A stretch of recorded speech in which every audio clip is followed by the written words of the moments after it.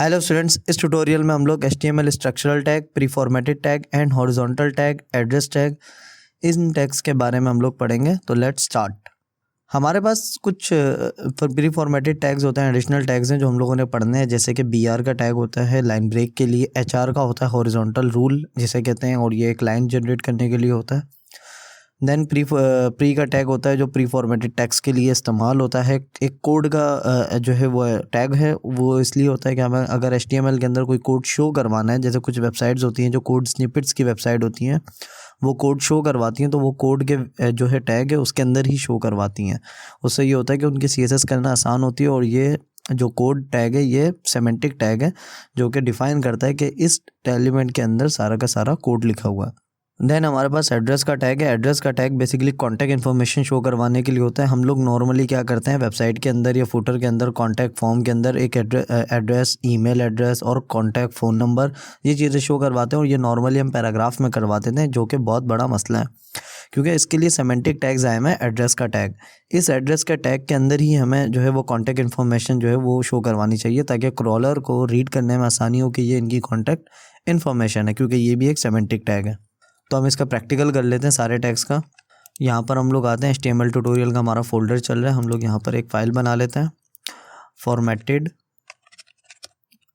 tag.html, ठीक है। और यहाँ पर हम बेसिक कोड लिख लेंगे HTML:5 करके। देन हम लोग इसको थोड़ा सा जूम कर लेते हैं। इस फाइल को रन करने के लिए हम लोग सिंपली अपने HTML फोल्डर पे चले जाएंगे, जो हमारा फोल्डर है, and then preformatted tag के नाम से एक फ़ाइल जो हमने बनाई है उसको हमने डबल क्लिक करके ब्राउज़र में रन कर लिया। देन हम लोग कोड में आएंगे। कोड में हम लोग सबसे पहले BR का टैग इस्तेमाल करेंगे। BR का टैग किस तरह इस्तेमाल करते हैं, फॉर एग्जाम्पल मैंने एक टेक्स्ट लिखा है दी प्रोवाइडर्स।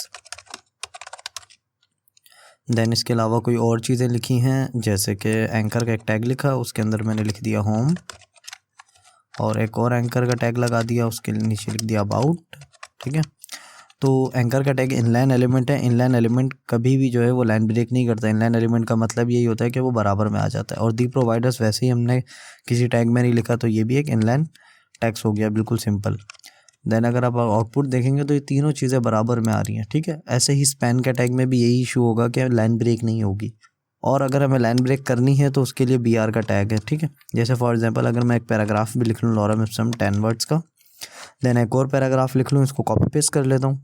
देन आउटपुट देखेंगे हम लोग, तो आउटपुट में जो है एक पैराग्राफ आ रहा है और एक ये पैराग्राफ आ रहा है, ठीक है। ये दोनों एक ब्लॉक एलिमेंट है, तो लाइन ब्रेक होगी। अगर मुझे एक दो और लाइन ब्रेक्स करनी है इनके दरमियान, तो भी मैं BR का टैग इस्तेमाल कर सकता हूँ। जैसे कि मैं एक होम का जो टैग है इसके आगे मैं BR लगा लेता हूँ। ये बेसिकली एक अनपेयर टैग है, सेल्फ क्लोजिंग टैग है, जो क्लोज करने की ज़रूरत नहीं है। यहाँ पर आउटपुट देख लेते हैं हम लोग, तो देखें होम के बाद ये अबाउट नीचे आ गया, क्योंकि यहाँ पर एक ब्रेक का टैग लग गया। अगर आप इंस्पेक्ट करेंगे, इंस्पेक्ट करके आप देखेंगे तो इसके अंदर यहाँ पर आपको शो हो जाएगा कि ये लाइन ब्रेक की वजह से हुआ है, ठीक है। ये BR का टैग यहाँ पर है। देन अगर हमें BR का टैग यहाँ पर लगाना है तो हम लोग यहाँ पर भी BR लिख देंगे, और यहाँ पर भी हम लोग BR लगा सकते हैं। देन हम लोग एक पैराग्राफ जो लिखे हैं हम लोगों ने, दोनों पैराग्राफ, इसके दरमियान अगर लाइन ब्रेक लगाना है तो एक लाइन ब्रेक और एक और लाइन ब्रेक, देन एक और लाइन ब्रेक, तो हमने 3 लाइन ब्रेक्स लगा दिए। तो इस तरह में क्या होगा, दोनों पैराग्राफ के दरमियान 3 लाइन ब्रेक्स आ जाएंगी।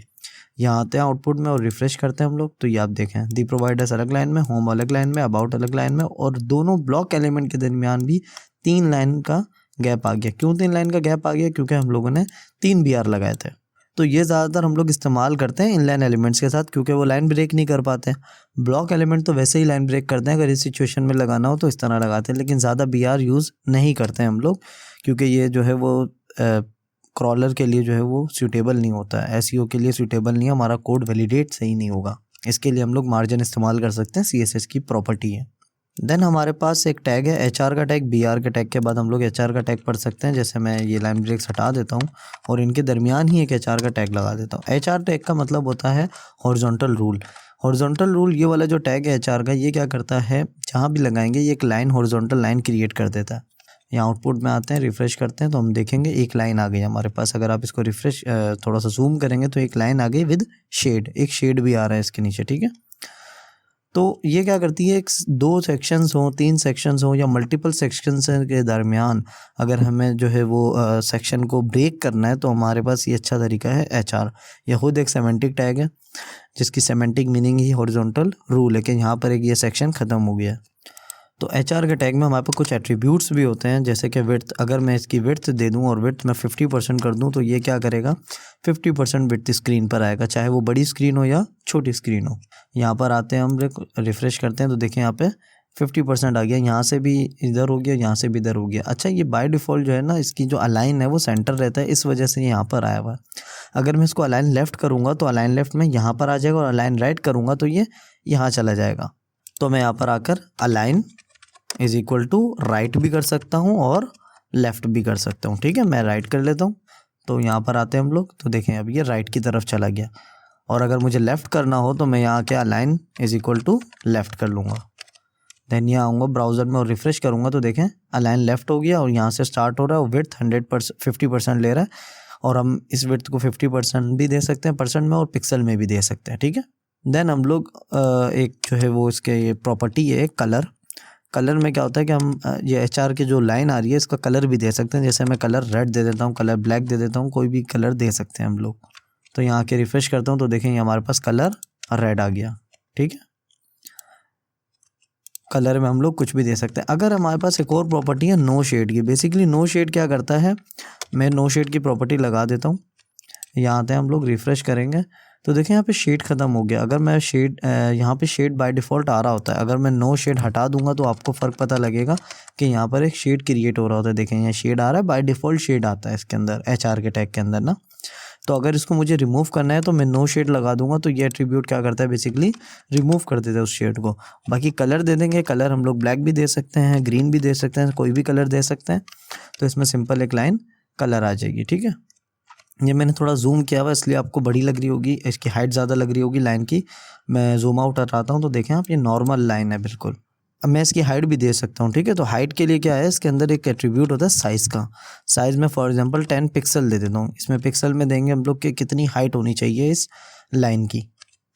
यहाँ रिफ़्रेश करते हैं तो देखें यहाँ पर 10 पिक्सल की लाइन आ गई है। ठीक है, इसकी हाइट जो है वो 10 पिक्सल हो गई है। अगर मैं इस साइज़ को बढ़ा भी सकता हूँ, कम भी कर सकता हूँ। और अगर मैं आपको यहाँ पे विड्थ 100% कर दूंगा या परसेंट लगाऊंगा भी नहीं, तो बाय डिफ़ॉल्ट क्या होती है, 100% विड्थ होती है। रिफ़्रेश करता हूँ तो देखें यहाँ पर एक लाइन आ गई बिल्कुल प्रॉपर, और जो है वो 10 पिक्सल की हाइट के साथ है। देन हमारे पास एक प्री फॉर्मेटेड टैग आता है, प्री का टैग। ठीक है, इस प्री का टैग में क्या होता है, देखें फॉर एग्जांपल अगर मैं एक पैराग्राफ लिखूं और मैं पैराग्राफ में लॉरम इप्सम लिख लूँ 10 वर्ड्स का। ठीक है, देन मैं इंटर, इनके दरमियान कोई इंटर करता हूँ और मल्टीपल इंटर करके स्पेसेस दे देता हूँ। तो इसमें क्या होगा, यहाँ पर आप पैराग्राफ के आउटपुट में आएंगे तो सिंपल पैराग्राफ ही आएगा शो। इसमें कोई स्पेस काउंट नहीं होता, कोई इंटर काउंट नहीं होता, कोई चीज़ काउंट नहीं होती। अगर यही काम मैं प्री के टैग के अंदर करूँगा तो आप देखेंगे प्री फॉर्मेटेड टैग कहलाता है ये। प्री फॉर्मेटेड टैग का क्या मतलब होता है कि आप जो आपका जो एडिटर है, जिस तरह आपने यहाँ लिखा हुआ है उसी तरह वो कोड, वो जो आउटपुट है उसका वो आएगा। जैसे मैं लॉरम इप्सम लिख लेता हूँ 5 वर्ड्स का, देन मैं इंटर करता हूँ और मैं 2-3 टैब स्पेसेस दबा देता हूँ, यहाँ पे दी प्रोवाइडर्स लिख देता हूँ मैं। ठीक है, देन मैं एंटर करता हूँ और यहाँ पर मैं दी प्रोवाइडर्स लिख देता हूँ, देन मैं एंटर करता हूँ, यहाँ पे दी प्रोवाइडर्स लिख देता हूँ। ठीक है, देन मैं 3-4 एंटर करके देन दी प्रोवाइडर्स लिख देता हूँ। यहाँ पर आप आएंगे, आउटपुट देखेंगे तो आउटपुट देखें उसी तरह आया जिस तरह मैंने लिखा है, जिस तरह मैंने लिखा है सेम एग्जैक्टली उसी तरह आया। हम इसकी स्टाइलिंग जो है CSS से करके इसकी फ़ॉन्ट साइज़ दे सकते हैं, फ़ॉन्ट स्टाइल दे सकते हैं, कलर दे सकते हैं, कुछ भी दे सकते हैं। लेकिन आप ये देखें जिस तरह मैंने स्पेसिस के साथ लिखा है उसी तरह स्पेसिस के साथ है। इसे कहते हैं प्री फॉर्मेटेड टैग। ठीक है, तो ये किस काम के लिए होता है, ये इसी तरह के लिए होता है कि अगर कोई कंटेंट हमें जिस तरह हमने HTML में लिखा है सेम एग्जैक्टली उसी तरह शो करवाना है तो प्री का टैग काम करता है। इसके अंदर हम कोड के टैग को भी इस्तेमाल कर लेते हैं, जो कि बहुत अच्छी चीज़ है। कोड का एक बेसिकली टैग होता है जो हमने बात करी थी स्टार्टिंग में कि कोड क्या करता है, कोड को अगर शो करवाना हो तो हम लोग नॉर्मली कोड का टैग इस्तेमाल करते हैं। प्री फॉर्मेटेड टैग के अंदर भी इस्तेमाल करते हैं हम लोग, कुछ लोग पैराग्राफ के अंदर भी इस्तेमाल कर सकते हैं। जैसे मैं लिखूँ दिस इज़ जावास्क्रिप्ट फंक्शन, ठीक है। कौन सा फंक्शन, जैसे फॉर एग्जांपल मैं फंक्शन एक लिख लेता हूँ कोड के टैग के अंदर, ठीक है। कोड के टैग के अंदर मैं एक फंक्शन लिखता हूँ सेलेक्ट ऑल पैरेंथेसिस, ठीक है। ये तो एक नॉर्मल टेक्स्ट है ना जिस जावास्क्रिप्ट फंक्शन। कोड के अंदर जो चीज़ लिखी है सेलेक्ट ऑल, ये एज अ कोड होगा, तो ब्राउज़र उसको एज अ कोड ही रीड करेगा, इसको रन नहीं करेगा, ठीक है। अब मैं देखते हैं इसका आउटपुट देखते हैं, तो आपके पास रिफ्रेश करेंगे, देखो आपके पास आउटपुट जो है दिस इज जावास्क्रिप्ट, मैं जूम कर लेता हूँ थोड़ा सा, this is JavaScript normal function आ रहा है, देन सेलेक्ट ऑल थोड़ा सा अलग बिहेव कर रहा है, ठीक है। कोड का ये काम होता है कि नॉर्मल टेक्स्ट से डिफरेंट कोड को दिखाता है, ठीक है।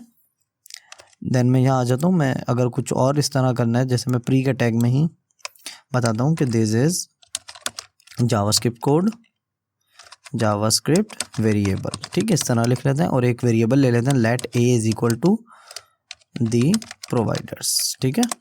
तो हमने एक लेट ए वेरिएबल ये जावास्क्रिप्ट में लेने का तरीका है। दिस इज जावास्क्रिप्ट मैंने वेरिएबल लिखा, देन ये कोड लिखा, इस कोड को हम लोगों ने कोड के एलिमेंट के अंदर डालना है, ठीक है। देन अगर मैं इसको बराबर में लिखना चाहूँ तो बराबर में प्री का टैग जो है वो इस एंटर को जो है रेंडर कर लेगा और वो उसको दिखा देगा, ठीक है। अब मैं सिंपल इस तरह लिख देता हूँ, देन मैं यहाँ आता हूँ रिफ्रेश करता हूँ, तो देखिए दिस इज जावास्क्रिप्ट वेरिएबल और let a is equal to the providers normally अलग लिखा हुआ, ठीक है। तो इसका ये काम होता है कि कोड के वेरिएबल का ये काम, कोड के एलिमेंट का ये काम होता है कि नॉर्मली किसी भी कोड को दिखाना हो तो हम लोग इस तरह कर सकते हैं। अगर हम इसकी कुछ CSS करके उसको थोड़ा सा डिफरेंट करेंगे ना, थोड़ा बैकग्राउंड कलर दे देंगे लाइट सा, तो ये बहुत ही खूबसूरत लगेगा और कोड हम लोग इसी तरह दिखाते हैं, चाहे कितनी कोई सी भी वेबसाइट हो, theproviders.tech की वेबसाइट हो या कोई और भी कोड स्निपेट की वेबसाइट हो, वहाँ पर इसी तरह से कोड को शो करवाया जाता है कोड के टैग के अंदर। और इसी तरह प्री के टैग के अंदर, क्योंकि कोड के अंदर जो भी कोड है, फॉर एग्जांपल ये कोड है, तो इस कोड को इंटर स्पेसिस के साथ रन करना है ना, तो ये इसी तरह होगा। मैं अगर यहाँ पर आ जाऊँ, आपको theproviders.tech की वेबसाइट पे आ जाते हैं, यहाँ पर आ जाते हैं वेबसाइट के अंदर, किसी भी एक स्निपेट के अंदर क्लिक कर देते हैं। देन किसी भी स्निपेट के अंदर क्लिक करेंगे तो आपके पास यहाँ पर ये कोड आ रहा है। ये कोड बेसिकली प्री के टैग के अंदर लिखा हुआ है और कोड के टैग के अंदर लिखा हुआ है, देन पहले प्री का टैग देन कोड का टैग, और ये इसी तरह आ रहा है स्पेसिस के साथ, ऐसा नहीं है कि स्पेसिस रिमूव होंगे, ठीक है। तो अगर ये कोड को इसी तरह एग्जैक्टली दिखाना है तो ये प्री के टैग का ही काम है। तो इस तरह कोड स्निपेट की जितनी वेबसाइट देखेंगे उसमें कोड का जो है वो टैग इस्तेमाल हुआ होगा, साथ में प्री का टैग भी इस्तेमाल हुआ होगा। देन हमारे पास एक टैग है जावास्क्रिप्ट HTML में एड्रेस का, ठीक है। एड्रेस का टैग में क्या होता है कि हम लोग एड्रेस शो करवाने के लिए करते हैं, जैसे कि मैं एड्रेस शो करवा देता हूँ कराची पाकिस्तान, ठीक है, और यहाँ पे मैं लिख देता हूँ एड्रेस।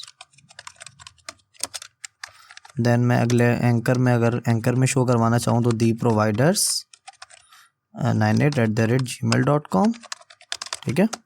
और यहाँ के मेल टू भी करवा सकते हैं, जो हमें पता है कि mail2:theproviders98@gmail.com, ठीक है। इस तरह करते हैं हम लोग। और हम लोग टेलीफोन के लिए सिंपली हम लोग +923162859445, दैन इसी को हम कॉपी करेंगे और यहाँ पे लिखेंगे टेल : और इस तरह नंबर को पेस्ट कर देंगे, ठीक है। देन यहाँ आएंगे हम लोग अपने आउटपुट में, रिफ्रेश करेंगे तो हमारे पास एड्रेस आ रहा है कराची पाकिस्तान theprovider98 और ये नंबर आ रहा है। नंबर पे जैसे ही क्लिक करेंगे तो ये पिक एंड कॉल कर लेगा कि आपको कॉल करनी है। देन मेल टू पे क्लिक करेंगे theproviders पे, तो मेल का प्रॉम्प्ट खुल जाएगा आउटलुक का। एड्रेस सिंपली आ रहा है और ये सारा एक ही लाइन में आ रहा है। तो इस चीज़ को हमने प्रॉपर करने के लिए हम लोग क्या लगा लेंगे, BR का टैग, ठीक है। BR का टैग मैं एंकर के बाद भी लगा लेता हूँ और ये हमारा आउटपुट आ जाएगा सिंपल, बहुत प्रॉपर। तो ये होता है सेमेंटिक टैग एड्रेस, जो कि एड्रेस को शो करवाने के लिए होता है, चाहे उसमें ईमेल हो, चाहे वो कॉन्टैक्ट इन्फॉर्मेशन हो या नॉर्मल हमारा एड्रेस हो। आई होप आपको ये चीज़ समझ आई होगी। Thank you, keep learning is the best, subscribe theproviders।